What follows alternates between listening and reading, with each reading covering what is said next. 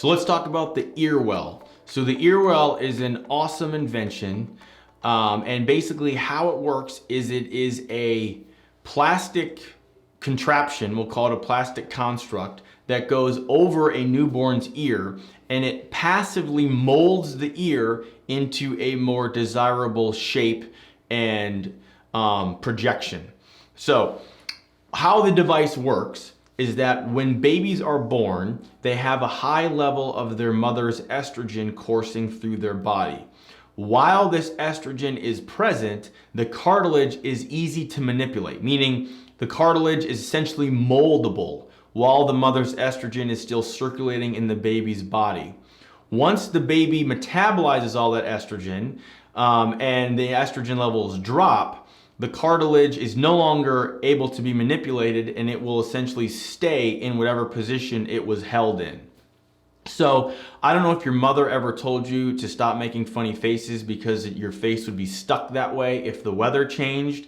That's essentially what happens with the Earwell. We want to hold the ears in the position where they look better while the mother's estrogen is coursing through the baby's body. And then as those estrogen levels drop, we can remove the device and the ears will stay in their new position and shape for the rest of that child's life.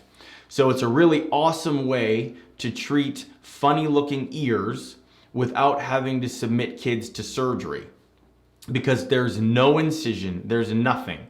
All we need to do is shave the hair around the ear, if there's hair to be shaved around the ear. So shave or trim the hair around the ear if there is any, and then apply an adhesive cup with little molding things on the inside and to create the desired shape and projection of the ear. And then we just leave it in place for a month if we can. And if it starts to come off, we'll apply a new one or get it to stick back down. That is essentially how the neonatal Earwell works. The biggest problem with this is that in general, kids, these neonates, these new babies, they don't make it to my office in time to do this. Meaning we need to get this Earwell on the kid's head, around the ears, as soon as possible. I'm talking within days of delivery is the best way to do it. So in other words, we want to get the ears manipulated and shaped to the way that you all want them to be and the way the child will want them to be as soon as possible, because our window of opportunity to do this is closing the minute the baby's born, because those estrogen levels are immediately going to start dropping after birth. And so we need to take advantage of those estrogen levels as soon as possible. The last point I want to make, and this is what parents have a hard time with. Being a parent myself, there's nothing more amazing than holding your newborn baby in your arms. The last thing you want to do is take them to a plastic surgeon to have their ears manipulated. It just doesn't sit well with people, but I want you to think of it this way. Ultimately, you don't want your kid to have funny looking ears and be teased in school, because nobody wants that. Kids are cruel. If someone's ears stick out or look funny, comments are going to be made, they're going to be teased. So to help prevent that, it's as easy as applying these neonatal Earwells as soon as possible after delivery.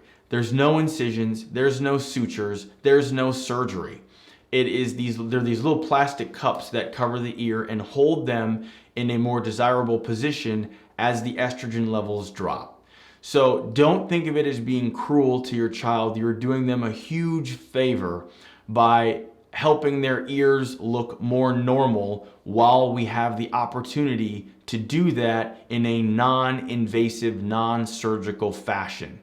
So I'm a huge fan of the neonatal infant Earwells, the Earwell system. The problem is most people don't get their kids treated early enough. So on another point, I was one of those kids with big ears that stick out. I still have kind of big ears that stick out a little bit. And I eventually had to have an otoplasty, which is a surgical procedure to pin my ears back a little bit because they stuck out so far. It would have been a lot easier if my parents had put the Earwell on my ears when I was born, and I could have avoided all the teasing in elementary school, middle school, and high school, and avoided a subsequent surgery later in life. Now, in my parents' defense, the Earwell was not available when I was born, but think of it that way. I know it's hard to take your newborn baby to a plastic surgeon when they're days old, but just remember you're doing them a favor, and you're doing it during a small window of opportunity when you can fix their ears without surgery. It is the only time in their life that you can fix their ears without surgery, so take advantage of it. To learn more, check out our website where you can upload your photos and concerns as a virtual consult. You can also check out our price estimator to get pricing information for all the various procedures we offer. And finally, if you'd like to have your questions answered on a future podcast or Q&A video session like this, please leave a message on our SpeakPipe. You can go to our blog page, and our SpeakPipe is located there. Thanks for listening.